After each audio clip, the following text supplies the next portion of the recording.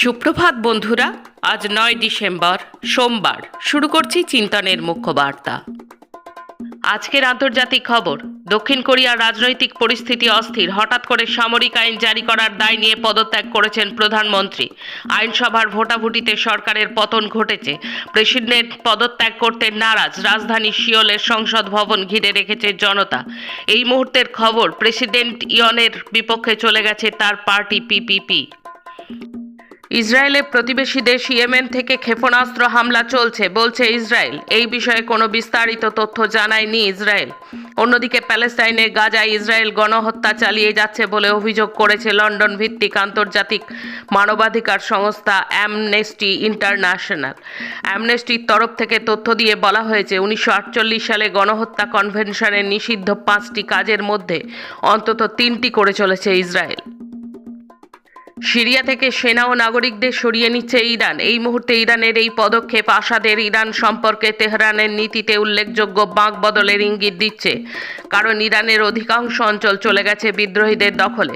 আন্তর্জাতিক দুনিয়ায় এটাই স্বীকৃত। রাশিয়ার পাশাপাশি ইরানও সিরীয় সরকারের অন্যতম সমর্থক এবং ঘনিষ্ঠ মিত্র। এতদিন পর্যন্ত ইরান সিরিয়ার অবস্থিত সামরিক ঘাঁটিগুলি নিজেদের কমান্ডার ওপর উপদেষ্টা পাঠিয়ে আসাদ সরকারকে সাহায্য করে যাচ্ছিল। মার্কিন নাগরিকদের অবিলম্বে সিরিয়া ছাড়তে বলল আমেরিকা, তবে দেশটির সাথে বাণিজ্যিক সম্পর্ক বজায় রাখা হবে, এমনটাই জানালো মার্কিন পররাষ্ট্র মন্ত্রণালয়। গাজায় ইসরায়েলি হামলা অব্যাহত। গত 24 ঘন্টায় শরণার্থী শিবির ও হাসপাতালগুলিতে ইসরায়েলি হামলায় নিহত আরও প্রায় 50।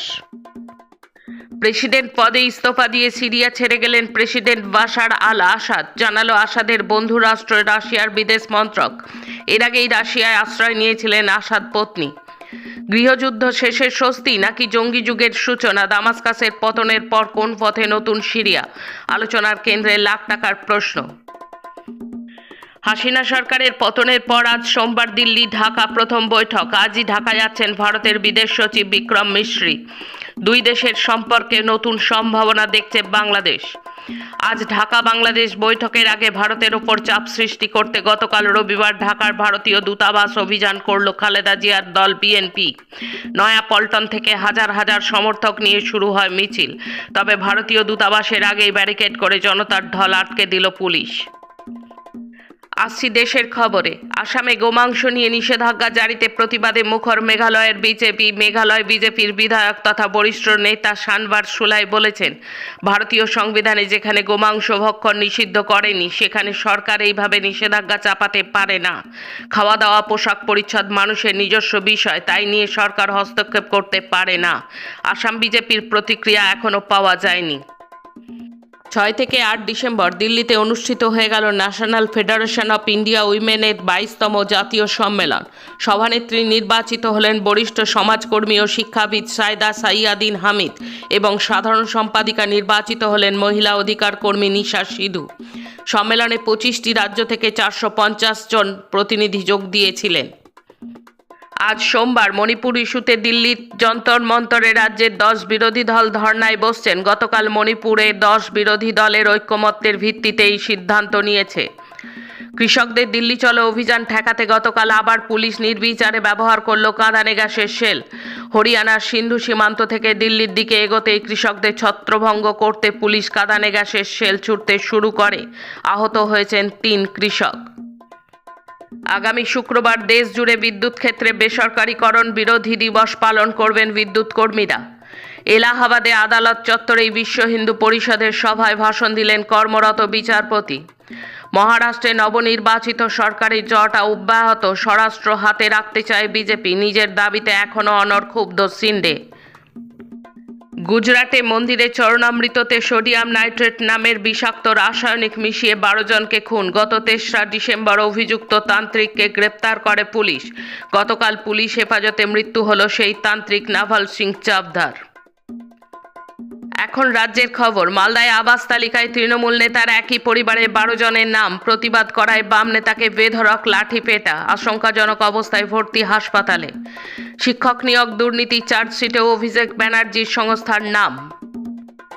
ভারত বাংলাদেশ সীমান্তে উত্তেজনা পরিস্থিতিতে উত্তরবঙ্গের মাল পুরসভায় আফগান নাগরিকদের ভুয়ো শংসাপত্র। মাল পৌরসভাকে নোটিশ দিল সিবিআই। সন্দেশখালীতে আদিবাসী ছাত্রী খুন, এখনো কোনো গ্রেপ্তার নেই, অসন্তোষ এলাকায়।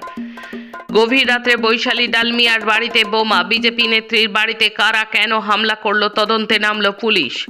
পার্কস্ট্রিটে বেআইনি সাট্টার ঠেক, পুলিশি অভিযানে গ্রেপ্তার 3 জুয়ারি। শেষে খেলার খবর, জয়ের হ্যাট্রিক মোহনবাগানে। রবিবার আইএসএলে নর্থ ইস্ট ইউনাইটেডকে 2-0 গোলে হারিয়ে আবার বেঙ্গালুরু এফসিকে টপকে শীর্ষস্থান দখল করল তারা। 10 ম্যাচে 23 পয়েন্ট হলো মোহনবাগানের। ডিংলিডেনকে 11তম গেমে হারিয়েই দিলেন ভারতের গুকেশ। বিশ্ব দাবার চ্যাম্পিয়নশিপে গুকেশ এর আগে 3য় গেমে জয়ী হন। তারপর থেকে একের পর এক গেম ড্র হয়। গুকেশ এখন 5 পয়েন্টে এগিয়ে। বিশ্বসেরা শিরোপা পেতে আর দরকার 1.5 পয়েন্ট। ভারতকে হারিয়ে অনূর্ধ্ব-19 বিশ্বকাপ ট্রফি ঘরে তুলল বাংলাদেশ। প্রথম ব্যাট করে 198 করেছিল হাকিম তামিমের দল। দ্বিতীয় ইনিংসে ব্যাট করতে নেমে 198 রানের লক্ষ্য পূরণে ব্যর্থ হয় মোহাম্মদ আমানের দল। অধিনায়ক আমান করেন 26 রান। ইকবাল হাসান ইমন মোট 3টি উইকেট নিয়ে ম্যাচের সেরা নির্বাচিত হন। প্রতিযোগিতার সেরাও হন তিনি। আজকের মুখ্য বার্তা এই পর্যন্ত। নমস্কার।